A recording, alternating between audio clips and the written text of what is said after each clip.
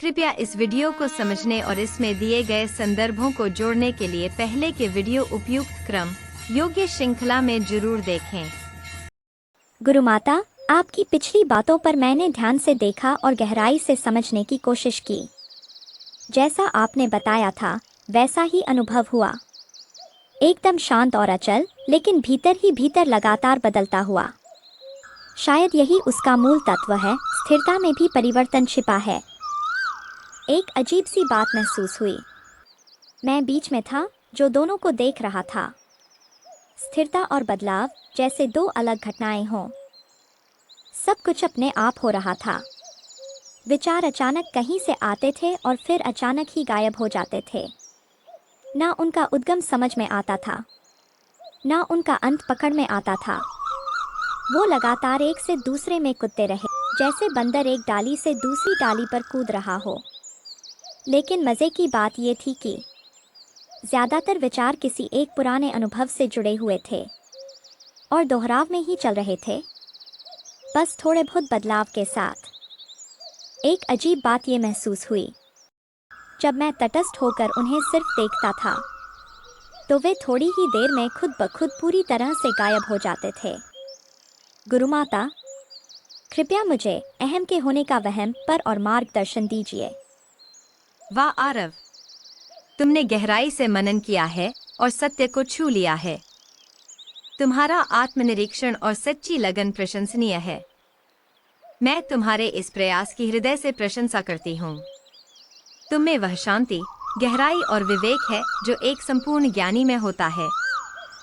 लेकिन अहम के वहम को पूरी तरह समझने से पहले आओ पहले उस बात में उतरते हैं जो सब अनुभवों की जड़ है, चेतना। क्योंकि जब तक चेतना का स्वरूप स्पष्ट नहीं होता, तब तक अहंकार भी किसी रहस्यमयी परछाई की तरह बना रहता है। हाँ गुरु माता, अब मैं सच में समझना चाहता हूँ। चेतना क्या है? कृपया इसे विस्तार से बताइए। क्या वही चेतना जो सब देख रही है? क्या वही मेरा असली स्वरूप है? आरव, चेतना कोई वस्तु नहीं, ये वो प्रकाश है जिसमें सब वस्तुएं देखी जाती हैं। तुम्हारे विचार, तुम्हारी भावनाएं, तुम्हारी इंद्रियां, तुम्हारा शरीर, ये सब चेतना में आते हैं और चले जाते हैं। पर जो इन्हें देखता है वो कहीं नहीं जाता। उसे तुमने देखा जब तुम तटस्थ होकर विचारों को देख रहे थे। वो तुम थे, असली तुम। लेकिन गुरु माता, इस ब्रह्मांड में इस चेतना का उद्गम कहाँ है और इसका अंत कहाँ होता है? आरव, अब हमें ब्रह्मांड नहीं बल्कि अस्तित्व कहना चाहिए, क्योंकि ब्रह्मांड तो एक नहीं, अनगिनत हो सकते हैं। संभावनाएं अनंत हैं और ब्रह्मांड भी। अब ध्यान दो, अनंतता और सनातनता हमेशा एक दूसरे के साथ चलती हैं।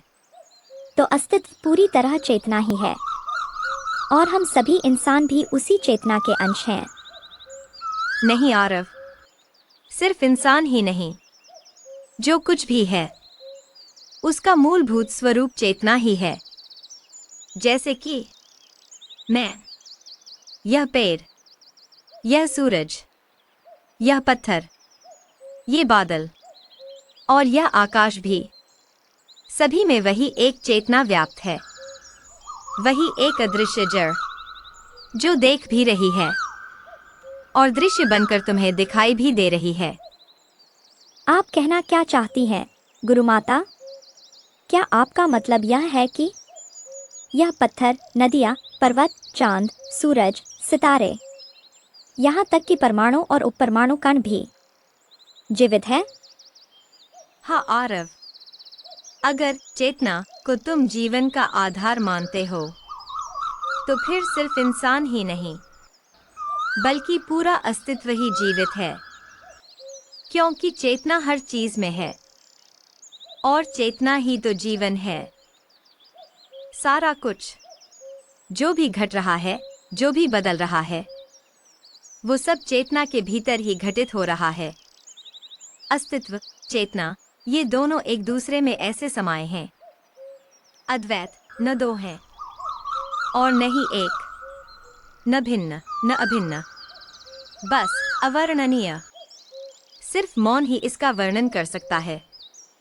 गुरुमाता, आपने तो मेरी पूरी समझ उलट पुलट कर दी। कृपया जरा और रोशनी डालिए इस पर। चेतना मतलब महसूस होने वाली चीजों के प्रति जागरूकता, और सिर्फ महसूस करना नहीं, उस महसूस को महसूस करने की क्षमता भी।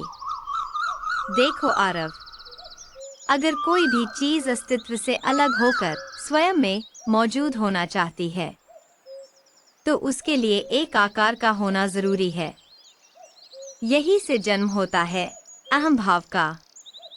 अहम यानी मैं सबसे अलग हूँ, और यही अलगपन जब अपने आकार को फैलाना चाहता है, तभी शुरू होता है अहंकार का बीजारोपण। गुरुमाता, यह तो अहम और अहंकार के बारे में अत्यंत अलौकिक ज्ञान है। कृपया इसे और विस्तार से समझाइए। अहम मैं हूँ, अहंकार मैं यह हूँ, और वहीं से आकार बढ़ाने की वृत्ति से अहंकारिता, अहं की सक्रियता का निर्माण होता है। तो यह चक्र किस पर आधारित है और हम इंसान इसमें कैसे आए हैं? आरव, हर आकार अपना अस्तित्व मिटने से बचने के लिए बदलते रहते हैं। इसीलिए हर चीज में एक दोहराव होता है, एक ढांचा बनता है जो बार बार खुद को दोहराकर स्वयं को जीवित रखता है। इस चक्र को चलाने के लिए ऊर्जा चाहिए। ऊर्जा को लेना और अपनी ऊर्जा की रक्षा करना, यही है जीवन का मूल खेल। हर बदलाव एक नई ऊर्जा को जन्म देता है, और बदलाव को घटित होने के लिए भी ऊर्जा की ही जरूरत होती है। यही बदलावों की यह कड़ी दर कड़ी श्रृंखला समय की माया का मूल आधार है। और फिर अमरता की खोज में ये रूप और भी जटिल होते जाते हैं। हम इंसान इसी जटिल विकासात्मक अस्तित्व की एक कड़ी हैं। बहुत ही रोचक बात है, और कहीं न कहीं बिल्कुल स्पष्ट भी। हर क्रिया, यहाँ तक कि निष्क्रियता भी ऊर्जा से ही संचालित होती है। चाहे वह एक सूक्ष्म जीवाणु की हलचल हो या मानव की सबसे ऊंची महत्वाकांक्षा, पैसा, भोजन, प्रतिष्ठा, भावना, मान्यता, ये सब तो बस अलग अलग मुखौटे हैं जो इंसानी समाज में ऊर्जा पहनती है। तो अब बताओ आरव, या तो हर चीज जीवित है, या फिर इंसान भी मृत वस्तु ही है, जैसे पत्थर और परमाणु। क्या निष्कर्ष निकालते हो? गुरुमाता, आपके इन खुलासों के लिए मैं सच में आभारी हूँ।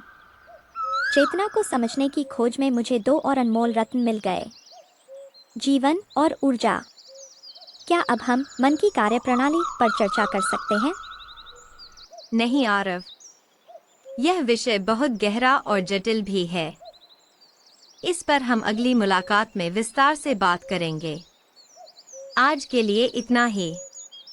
जल्द ही फिर मिलेंगे।